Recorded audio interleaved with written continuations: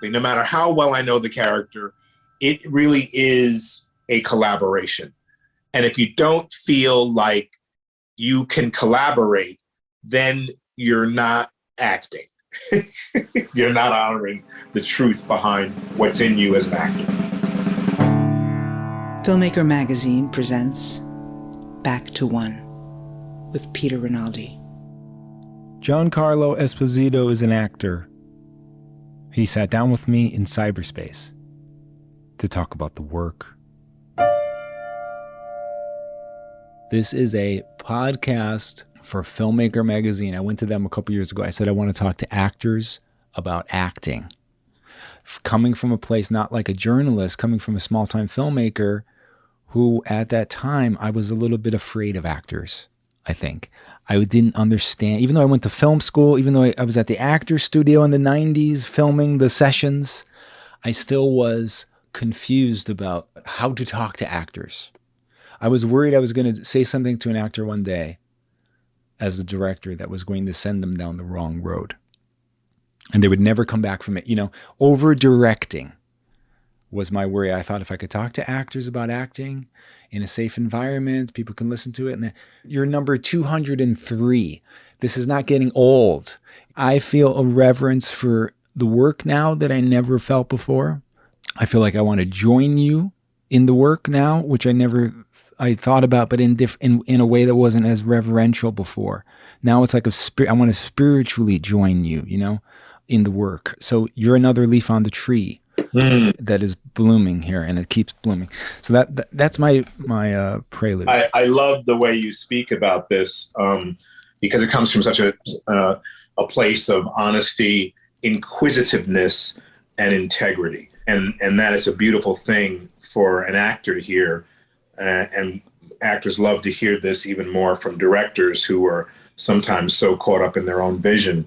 I directed a Better Call Saul, episode 606 last night, and it humbled me to be able to be behind the camera again, to be able to observe.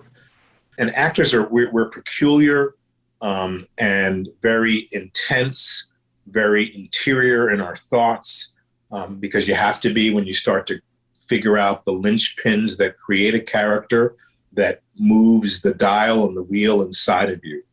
And I have been acting for a long time, and I thankfully still love it as if it was the first day. That's amazing. And with each character that I play, I go back to square one. It's sort of like, okay, after each take, it's difficult, but it's almost a meditation to erase it and start over so that you can hear everything with fresh ears, your scene partner, or even the rant that's going on inside your brain, so that you can erase all of it and start over. And eventually your brain comes clean and you become present in the moment. And that no matter what happens, you forget. You know, I'm always forgetting that line. I got to remember it this time, or he wants me to say it this way. The director's asked this. You erase it all, and you get everything you need from the words, from the scene, from the situation. You eventually get very, very present. So I love the way you approach this, and there's a good reason why you've spoken, why I'm number 203 to be able to speak to you. What we do, for me, I mean, I imagine it's different for every actor, I should say. So in a director's position, you can't speak to every actor the exact same way. Yeah. It's like being in conversation and being so present that you're looking at someone in the eye and you're looking at all of them, taking in all of them, because everyone's process is different. Mine is like building blocks. And oftentimes when I get a character to play, I read the script and I read it again and I make some notes, and then I read it again, and I don't put a voice to it until a voice comes, until the voice of the character off the paper almost comes into me. I don't want to come into it. I want it to come into me. And then I start to, from the inflection of what's written, the punctuation of what's on the page, the description of the character, the voice begins to start to grow. And then I don't even really vocalize it. I start to whisper. It's just like I have a weird process. I whisper the lines. whisper them to see if it mixes with my breath and my energy. And once I start to do that, then if that particular voice that I've been whispering and envisioned from the work I've done, just looking at it on the page, starts to sing, then I allow it to be a little bit louder in my head, and I allow it to grow. Yeah. And then I find out what the differences are between that voice and my idea of what the character is and who the character really is. I outline those differences. In other words, resistance. Whoa. So when I come up against something that I resist, I go, why? Why can't I say that? Why don't I feel that? Is it that the writing is leaving something out? Or is it that it's still I haven't blended myself into what that character, the outline that I've created really is? So then I create the outline. I write it out. Sometimes even when I'm doing scenes, working on scene work, I write all of my lines out and all of the other characters out. And this was a practice that was shared with me by an actor, an older actor many years ago, who said he writes the whole script out. Wow. Because I believe that when you put we tap now on the phone, we tap on the iPad, we tap on the computer, and it's not like writing. Right. Writing puts your energy on the paper, and your spirit through the way you write becomes a part of you. It blends the word with the self. And so, I don't know, I take this thing really seriously because I never want to actually do it the same way every time. That's part of the beauty and creativity of being able to be open. So when I look at my resistances, I then start to break them down. You hear actors say, my character wouldn't say this. Well, who is that character? What is that something you created? Is that something that was created with you and a director and a writer? I come from the theater. And so for me, that's a great place to begin, because in the theater, you always honor the writer's intention. Even if the words don't quite fit, it's the intention behind the words. And I think we as actors, sometimes we take everything on the page as what it's in theater. We take it as God. That's what it's supposed to be. The writer's intention is everything what he wrote, you've got to say. And if you can't say it, for me, I then ask questions. Well, why did you write it this way? Because I want to be informed as to your thought form of what you think the character is. And then there's a collaboration. What do you want? What do you not want when you see a character? Well, for me and for anyone who's many of us who are mixed race or who are of African-American descent or Latino descent or Latina descent, we've been faced with having to fit ourselves into characters that are stereotypical. And so, then your guard is always up for the world view of who you are, as opposed to the view of who you are from who you are. And then when people say, like directors, well, I don't know what it's like to be Black. I don't know what it's like to be Spanish. They're saying in a way, I know what I see you as, but I don't know what it is to be that way. And so for me, I go, well, it's humanity. It's the same as what it's like for you, just with some mitigating and extenuating circumstances that are put on you because of the way you look. And so my example is Gustavo Fring. And looking at this character, I knew certain things about him.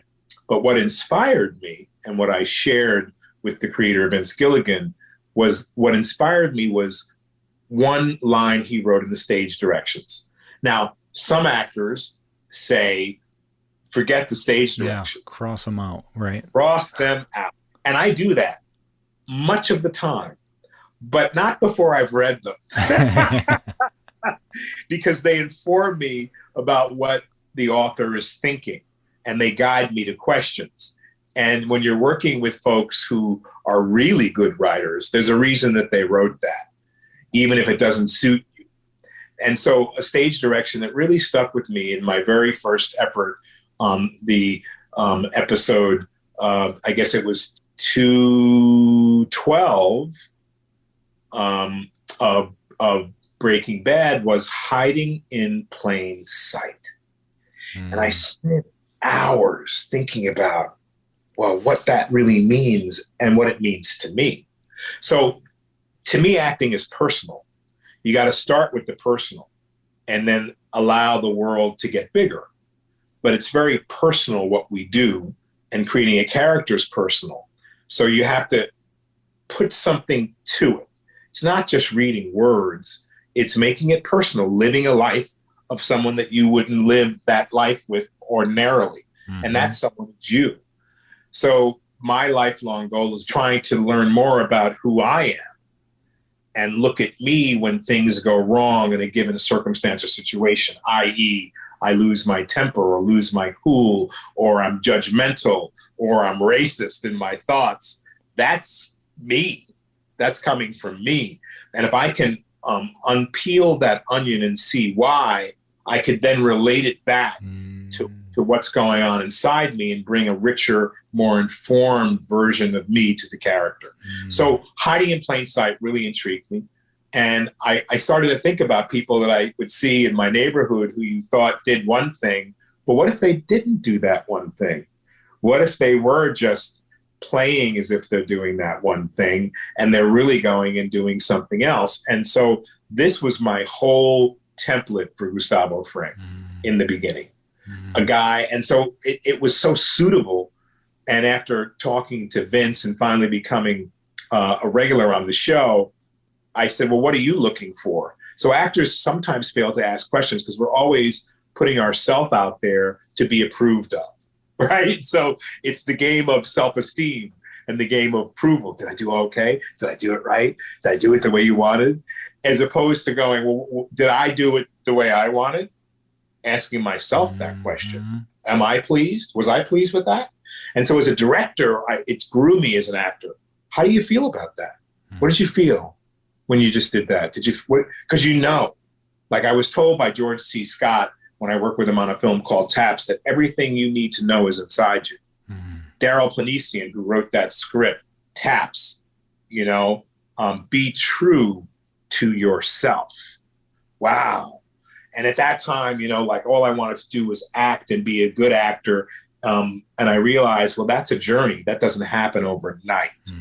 And the journey to the self is what starts to create the depth of the kind of actor I want to be. Yes. But that's a journey that's fraught with ups and downs and waves and curves and many challenges, because part of the reason actors want to act is to not be in the self, is to be out of the self, because sometimes the self is really hard to look at and we don't even know it. I realized that from my journey when I start to realize, oh my God, I'm so judgmental and I'm so racist and I'm so appropriate so many different people's cultures to do what I do. What is that about? And the more I know about my motives for that, the more I get closer to the truth of how to create and extend my process of creation. So with Gustavo Fring, the conversation was, hey, look, I was clear then you can get clear. This is what I'd like to do. Create a complete human being who has a reason for doing what he's doing. And I, as an actor, will justify that for a while until I believe it, but I want you to believe it as an audience. So how do I have that happen? Well, I ask questions. I don't want to play Tony Soprano. I respect what Tony Soprano is. I totally get it. I don't want to play a guy who's just an amalgamaniac and just wants just power. I want to play someone who's a complete human being who made a choice. And so this plays right back to our own idea of who we are, because sometimes we don't feel like they will allow us a choice. And I would say, who are the theys? Wait a minute. Who are those people that are the they, that don't let you be who you want to be, that don't allow you to be successful and have money? What's bad about money? Oh, money's evil. Well, yes, it is. How it's used can be evil, but why shouldn't everyone have a great life? Doesn't the universe want that for you? So yeah, I get really spiritual about it, because then I realize there's nothing that's in my way. There's nothing stopping me but me to be able to create and do what I need to do. there's no one stopping me from saying to Vince Gilligan, I want to collaborate on this. These are the reasons.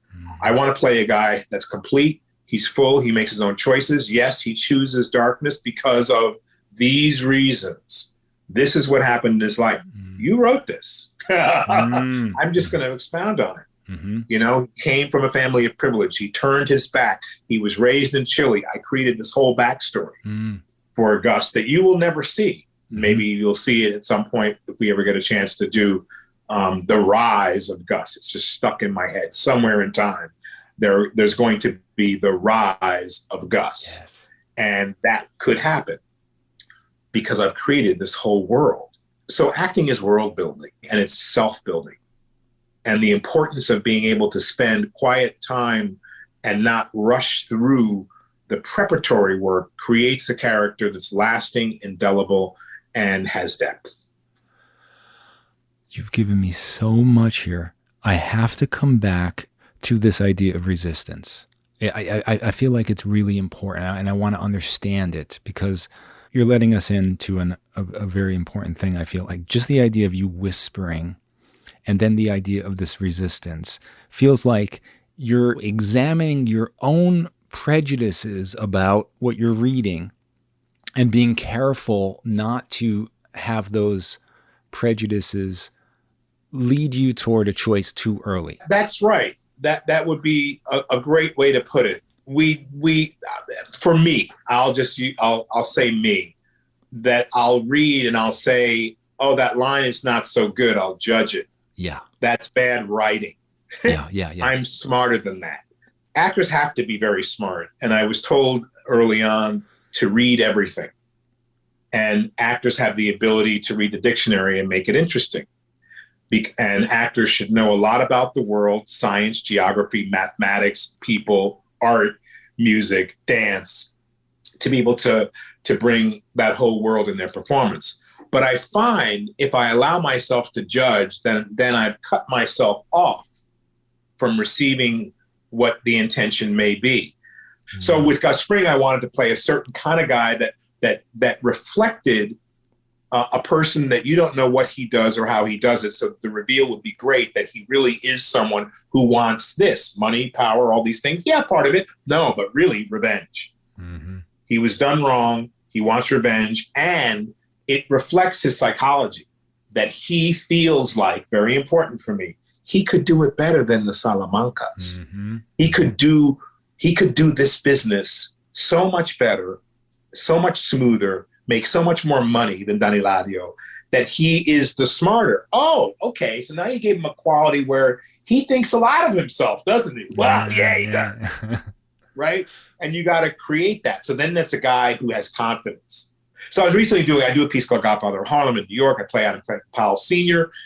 Forrest Whitaker is so great in the show. It really is about that turbulent time in the 60s when civil rights was being trying to be achieved.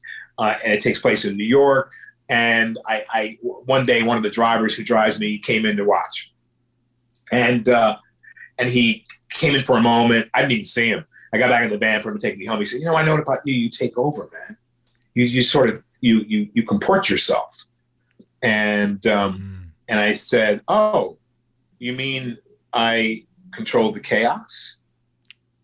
And he said, you control the chaos. And I said, so what chaos am I controlling? Is it the chaos inside me or the chaos outside of me? Now, since becoming a director, when there's chaos on the set, yeah, I control the chaos. I walk into a room a certain way. My walk changes with every character I play. Mm-hmm. I try to control the environment that is inside me to fit in the environment the director has created. But because I have a certain way of building my blocks, I'm respectful and graceful, and I look and I read the room and I stand up. That's what acting is. You're standing up, strong or weak or in between for who that character that's coming through you is. Mm-hmm. And for Gus's situation, and for Adam Clayton Powell Jr.'s situation, he does it. It's one of the most fun characters I've ever played. First of all, very gregarious, wonderful congressman from New York, really lived when I play. And so maybe I'll touch on that in this conversation. Playing a character who's already lived is different than playing a character you've created. Mm-hmm. So playing characters you really lived, I'm always haunted by those. I played a couple, Talma Chair in Malcolm X, smaller role, Adam Clayton Powell Jr. in Godfather of Harlem, controlled the chaos through charisma, being funny. Gus controls it through his looks and his taking in of the situation. His deep dropness, his listening scares people. But when creating a character that has been historic, I get haunted. Because that character is almost as if that person who really lived comes back from the dead and says, honor me, honor me, honor me. And so then I have a real, I would say it's a responsibility to get it right. And because I feel like Adam Clayton Powell was someone I met when I was maybe 13 years old, Abyssinian Baptist Church. My mother was a spiritualist, and I got her reverence paper through mail order and really loved God and would go to all these different churches. And I had a chance to be exposed to him at a young age, never really realizing ever that I would ever meet him or play him. And then Adam Clayton Powell Boulevard is named after him, 125th Street in Harlem. Then we start to, through this show, understand who he was, and many people have forgotten how he fought for the rights of Asian people, Black people, white people.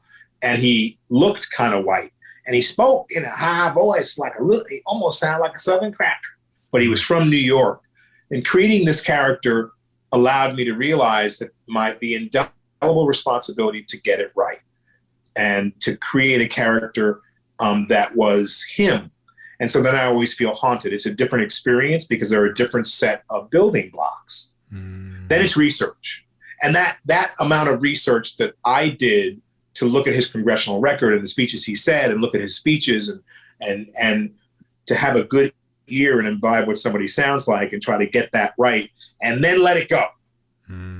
You learn all that, then you let it go and you take the best and leave the rest, my philosophy, great acting school moniker, so that you're able to have some of you come through. Because after all, they chose you for the role because you had the facilities and the pieces of the character to render it real. So if you go too far and don't have any fun, then you're leaving yourself out of it. And what did we like when we saw you at the audition? We liked you. So then if I did it the other way, all you'd see was facility. Oh my God, he's a great technician. What a great technician. But I wouldn't see any heart.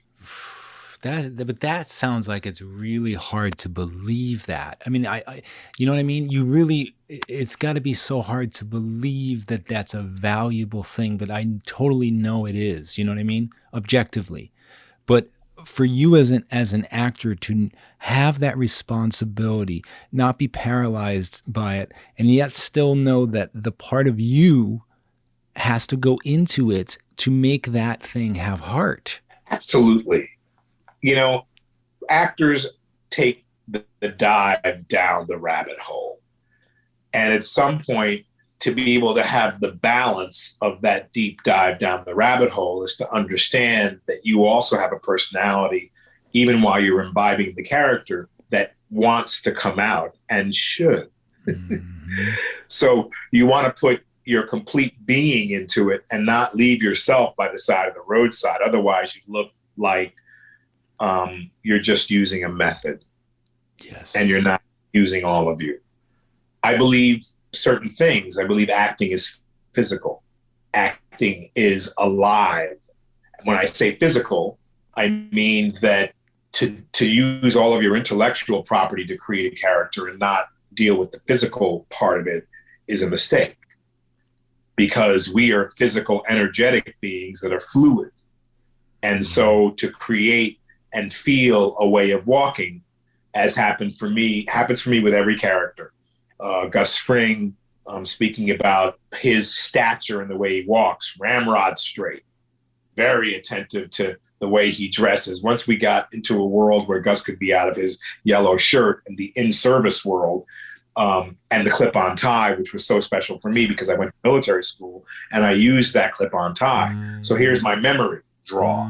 Certain acting coaches and teachers talk about, I work with the Atlantic Theater Company. David Mamet's students went and formed a company years ago. They operate off a book called Practical Aesthetics, where everything is presence. They do exercises where you bounce it off as present now, it's present now, it's present now, and nothing is past, to teach you to be present.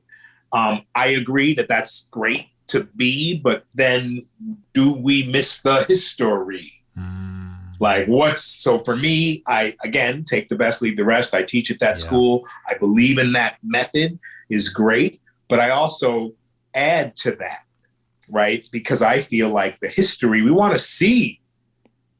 Human beings are complicated, and to leave complication, your history out of things, out of your past, out of your performance, is to leave the complicated human behind as well. The important part of what I do is that it fills me up completely.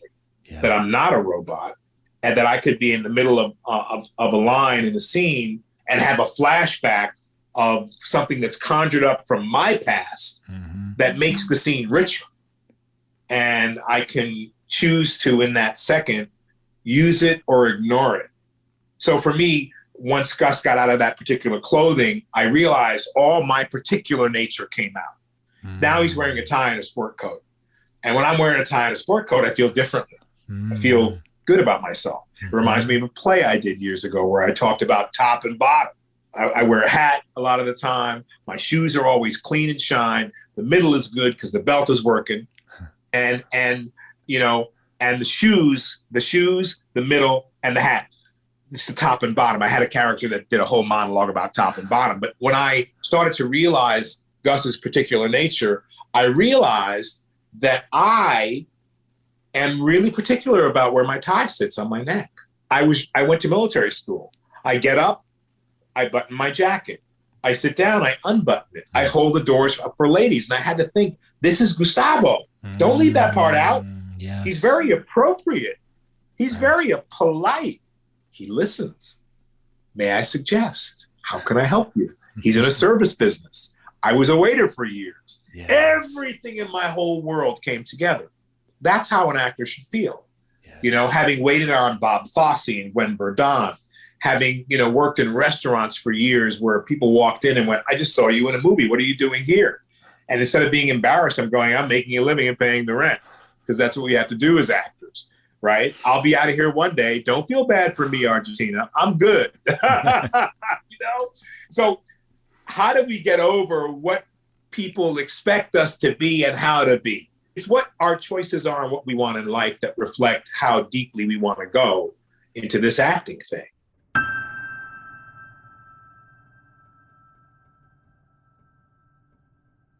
One of the things you said somewhere was that you don't particularly like, chit chat on the set. And I totally get that, but I want you to talk a little bit about that in case there's somebody listening that is like that and they feel kind of guilty that they're not engaging in an environment on the set that's more like a party. Well, for me, it's far from a party because I feel like we don't have a lot of time. In television, we move and do 5-6 pages a day, maybe more. In film, we do maybe 2 pages a day. So it's a very different animal. And I always want to be ready. And at the current time, I'm 1, 2, 3, The Boys, Better Call Saul, Godfather of Harlem, Mandalorian, 4 shows at one time. So I completely invite and request silence on a set.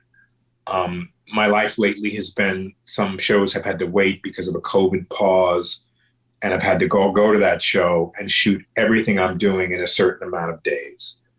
And so that requires me in front of the camera with every shot with quite a large amount of dialogue, because they're squeezing all of my stuff into a certain period of time because I couldn't be there when they were actually shooting it, or I'm doing 2 or 3 episodes of a show within 2 weeks to get me out to do something else.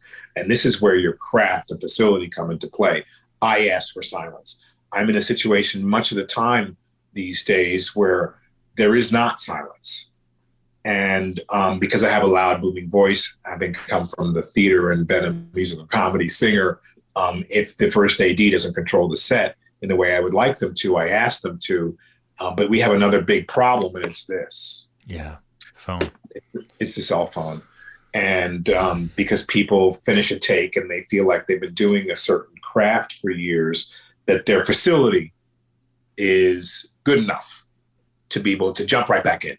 And they'll just go to the phone and start doing things. I'm not that person. I'll leave the phone in the trailer. When I'm directing, I give the phone to the first AD because sometimes people need to get through to me because when I'm directing, I oftentimes am producing too. So I'm trying to get money, raise money, but I give the phone away so there's no distractions. But today I find the chatter. And so here's what I do. There's a little secret. Oh my gosh, I give you all my secrets. So lately I've adopted a new philosophy. It's to do the scene, and it's a lot of dialogue. So the natural instinct for an actor is to want the cut to happen so you can breathe again, erase and start over. I stopped doing that. I can feel when they're about to call cut, and then I start talking again. I go back to the beginning, or I demand, or I say, leave space to get the scissors in there. Don't cut. I'm going back to one, my first mark. And I start all over again because we don't have film anymore. That's right. So you don't run out of film, right? You don't have to feel guilty about it. I don't. And I'll go run, shake it off, scream, and start again. But I ask them. Again, it's controlling the chaos in a certain way. Yeah. Do not cut. And I'll go back because what happens is we get one chance and everything breaks up. And then it's 10 minutes before we do another take. And I'm like, there's no continuity. I don't get a sense of a rhythm. And why do we set all this up for? Yeah. You set it up to shoot it, to have people talk to each other. Yet we're tweaking lights and doing this. As soon as something breaks, they want to fix something, make it better, make it better, make it better. I'm like, no, get out. We got to do it again so we have some rhythm. Yeah. And so I've started to do that, and it seems to work because at least we get 2 takes in a row or 3 takes in a row that are acceptable, that we are able to cut, and maybe some magic happens. So often I talk to actors that have had a character that they are playing in a series for years and years. But it's even more incredible for someone like you who has played this character over years and years and in 2 different series. And so I often say it's absolutely shocking to me, the idea that a director can come suddenly on episode 10 of season 5, a new director, and start talking to you about this character that you have lived with for years and years, and nobody knows better than you, even the person who initially created it. And the idea of that happening seems so incredible to me for other people, but for you, I think people can really understand it. Like, who on earth knows Fring more than you? Not even the person that created him. I mean, and you were even talking about in the beginning of this episode, you had a hand in the creation of it because you took that opportunity to do that. And I want to know just what that's like in these later episodes now in this final season of being this character and having that command over a character like this, where you're almost creating something on another level because you know this man so much. Am I wrong? No, you're absolutely right. And actors sometimes resent directors who come in. Look, it's always intrigued me that we do a play and we spend $100,000 on an off-Broadway play, and we rehearse it for 8 weeks and we put it up. We do a movie, we spend $100 million, and we don't rehearse at all. Show up for the first day of shooting. We do a series where we have different directors for each episode. Right, we have one who creates the pilot, creates the look, gets paid a little more, takes the credit for the show, and then with each episode, we have a different director. Wait a minute, what? And then yes, you're in the 5th season, the 4th season, the director comes in and starts to tell you what they think the character is, and aren't as deferential as you'd like them to be, and actors resent that. Yeah. And so, but then that resentment is also an intriguing resistance to me. I started to really look at my own self. I went, why do you resent that? Ooh. Right? Because you're missing the intention of the new director is to bring in a new vision and a new look. They might not know the character as much as you, but if you cut them off because they say one thing, that the assumption that your character would do something, why don't you just politely say, may I suggest? I love this now. I use this a lot. Can I suggest? Because I've been playing with the big boys who then come to me and ask me what I think. I've been playing with the big boys who came to me years ago, Vince Gilligan, and said, how do you think he might go out if he were to? What would he might be doing? Who listened to my suggestions and respected them. So now I'm much more graceful with directors who come in and don't have that same kind of grace and aren't inclusive but want to tell me how to move. I love Baz Luhrmann. Working on a scene in The Get Down with Baz Luhrmann. Walk on the set. Darling, hi, me, Jimmy Smits, 3 other actors. We're going to start by you go there, you over here, and then we start the scene. And I stood there and I was like, huh? I went, Baz Luhrmann, love him. Love his movies. I said, Baz, yes, darling. Could we just stand here and read it for 1 second? Oh, of course. Okay, so we stand there, we read the scene. Okay, now I said, Baz, wait 1 second. And we had great actors there. No one's saying anything. It's going to be moved around. I said, Baz, can we just do it one more time? Yes, okay. And let me just, because no one else was speaking up, let me walk it as I speak it, and where I go in the scene may be exactly where you want me. And then after that, you can move me around like a puppet. Yeah. Yes, darling. And I read it again, and he stopped when I finished. And it's 3 of us in the scene. We all read it. I just took the impetus to move where I was going, but so everyone else followed suit. And he said, that was almost exactly what I wanted. And I said, well, that's great. Now you can put me wherever the hell you want me, and here we go.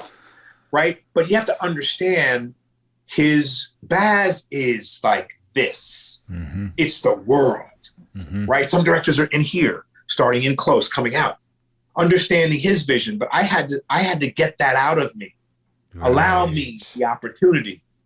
And it fit perfectly. We fell in love. My way of working was different than his way of working, but it was always honored and always wonderful. Understanding where a director comes from. So I don't resist anymore when a director comes in and doesn't really says something that may put me off and go, no. When a director comes in and says, you know this character better than anyone else, well, I think I do, but let me hear what you have to say. Yeah. And bring your je ne sais quoi, bring your flavor, allow, what do you see? Then you're in, because no matter how well I know the character, I got to say something. No matter how well I know the character, it really is a collaboration. And if you don't feel like you can collaborate, then you're not acting. You're not honoring the truth behind what's in you as an actor. That's a huge lesson. Giancarlo Esposito, thank you so much. My pleasure. I look forward to next time.